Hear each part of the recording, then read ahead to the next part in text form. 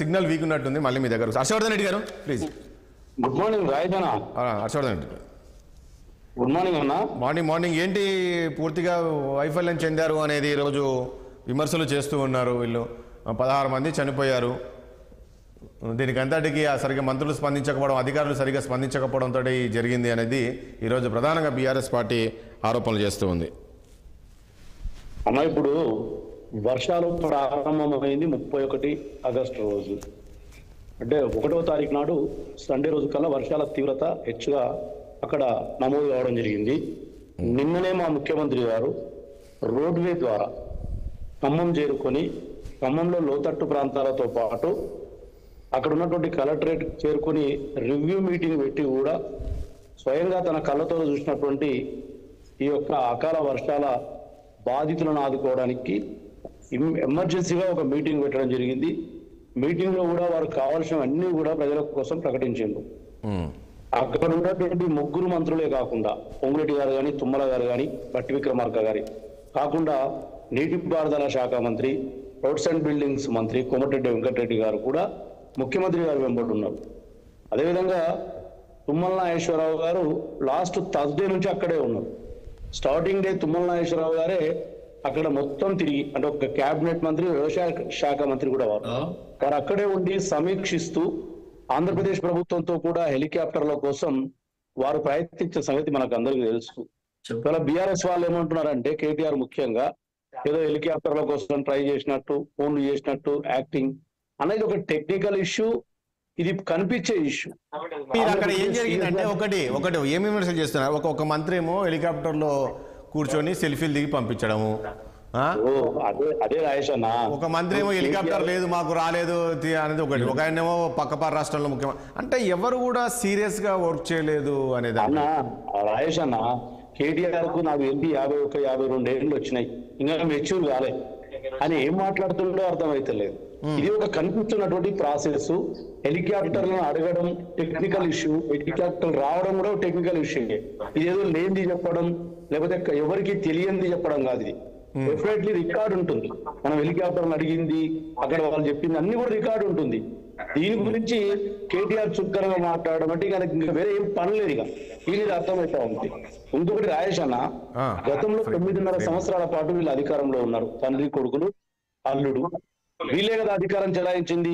మరి వీళ్ళ అధికారంలో ఉన్నప్పుడు కూడా 1-2 సార్లు వరదలు వచ్చినాయి. 2022లో ఇదే రేంజ్ లో వరదలు వచ్చినాయి. ఖమ్మం, భద్రాచలం ఆ ఏరియా మొత్తం కూడా.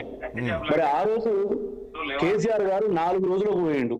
4 రోజులకు పోయి కెప్టెన్ లక్ష్మీకాంతరావు గారి ఇంట్లో ఉండి అక్కడ సమీక్ష చేసి 10,000 కోట్లు ప్రకటించి మొత్తం కరకట్ట కట్టి ఇప్పుడు ఇప్పటిదాకా కరకట్ట గురించి లేదు. ఆ 10,000 కోట్లు ₹1 మంజూరు చేయలేదు వారు దిగిపోయే వరకు. మా ముఖ్యమంత్రి గారు అధికారంలోకి వచ్చిన వెంబడినే గతంలో 2002 వరదల తీవ్రతను, నష్టపోయినటువంటి పరిస్థితిని గమనించి హర్షవర్ధన్ రెడ్డి గారు ఒక పాయింట్ అడుగుతా ఇక్కడ. ఇప్పుడు నేను ఇంతకుముందు అన్నట్లు ఏపీ అంశాన్ని తీసుకుందాం. ఏపీలో కేవలం నాకు తెలిసి విజయవాడలోనే ఆ స్థాయిలో వరద వచ్చింది. ముఖ్యమంత్రి 2 డేస్గా రాత్రి పగలు అనకుండా ఆయన మొత్తం అక్కడ తిరుగుతున్నాడు. ఆ బోట్లలో పర్యటించి ఎక్కడెక్కడ కాలనీలు మునిగిపోయినాయో అక్కడికి వెళ్ళి ఆ భరోసా కల్పించి వాళ్ళకు ఆర్థిక సాయం లేక ఫుడ్ అది ఇచ్చేసి వస్తున్నారు. సో ఇక్కడ కూడా సేమ్ అంతకన్నా విజయవాడ కన్నా ఎక్కువ ఖమ్మం జరిగిందండి. నాకు తెలిసి ఖమ్మంలో ఆ స్థాయిలో వచ్చింది. ఆ మున్నేరు వాగు సంథింగ్ ఏదో పొంగి. ఎందుకు వెళ్ళలేకపోయారు ముఖ్యమంత్రి? ఇక్కడే ఉండాల్సిన పరిస్థితి ఎందుకు వచ్చింది? అంటే నిన్నంతా విమర్శలు వచ్చాక, నిన్న ముఖ్యమంత్రి పైన విమర్శలు వచ్చిన తర్వాత ఆయన బయలుదేరారు అనేది ఒక వార్త. ఇది టాక్. రాయేష్ గారు నిన్న పొద్దున్నే వారి షెడ్యూల్ ఉండింది. వైఎస్ రాజశేఖర రెడ్డి గారి వర్ధంతి కాబట్టి నివాళులు అర్పించి రోడ్వే వెళ్ళిపోయిండు. ఆయన వాతావరణం అనుకూలించకపోయినా రోడ్వేలో బయలుదేరిండు. ఇంకొకటి, గతంలో 9.5 సంవత్సరాలుగా పనిచేసినటువంటి ప్రభుత్వం, కేసీఆర్, అల్లుడు, కొడుకు, వాళ్ళకి తెలియదు ఆ తీవ్రత ఎట్లుంటుందనేది. ఈ రోజు వరకు ఎందుకు బయటికి రావట్లేదు? ఇలా మా ముఖ్యమంత్రి గారు 4 లక్షలు గతంలో ఇదే కేసీఆర్ ప్రభుత్వం ఇచ్చిన ఎక్స్గ్రేషియా ఏదైతే ఉందో ఆ 4 లక్షల రూపాయలను 5 లక్షలకు చేసిండు.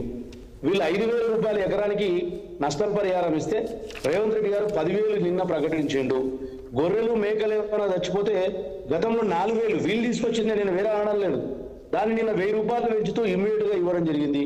ఏదైనా పాడి పశువులు, అవి గేదెలు కానీ ఆవులు కానీ చచ్చిపోతే లాస్ట్ టైం వీళ్ళు 37,500 ఇచ్చేది కానీ 50,000 చేసిండు. అంటే అక్కడ ఉన్నటువంటి బాధితులకు ఎక్స్గ్రేషియాలను పెంచుతూనే అక్కడ ఉన్న కలెక్టర్లను, రెవెన్యూ అధికారులను, ఒక ముఖ్యమంత్రి గారు నడుములోతు నీళ్లలో తిరిగినంత మాత్రాన్ని అక్కడ సహాయక చర్యలు అందరూ రాజేష్ గారు మొత్తం అంటే అక్కడ ఒక భరోసా, నేను అనేది ఏంటంటే అక్కడ బాధితులకు ఒక భరోసా ఉంటుంది కదా. కాదు హర్షవర్ధన్ రెడ్డి గారు, తిరగడం అంటే సాయం కాదు. ఒక ముఖ్యమంత్రి అక్కడికి వెళ్ళినప్పుడు ఆ యొక్క ఆందోళన చెందుతున్న బాధితులు ఎవరు ఉన్నారో వాళ్ళకు ఒక ధైర్యం వస్తుంది కదా. అదే కదా నిన్న వెళ్ళిండు కదా రాజేష్ గారు, మా బట్టి విక్రమార్క గారు వీడియోలు ఉన్నాయి చూడండి.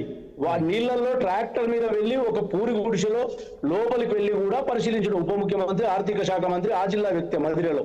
రేవంత్ రెడ్డి గారు కూడా రోడ్డు వేలో కారులో వెళ్ళి బ్రిడ్జిల మీద, అంటే ఆ బ్రిడ్జి కూలిపోతుంది అని అధికారులు హెచ్చరించినా కూడా ఆ బ్రిడ్జి మీద నిలబడి ఎక్కడెక్కడ వాళ్ళు బాధితులు ఉన్నారో వాళ్ళ దగ్గరికి. ఒక విషయం హర్షవర్ధన్ గారు, ఒక్క అంశం ఇక్కడ మల్ల యాదవ్ మళ్ళీ సిగ్నల్ వచ్చాడు. మల్ల యాదవ్ గారు, నేను మిమ్మల్ని క్వశ్చన్ అడిగిన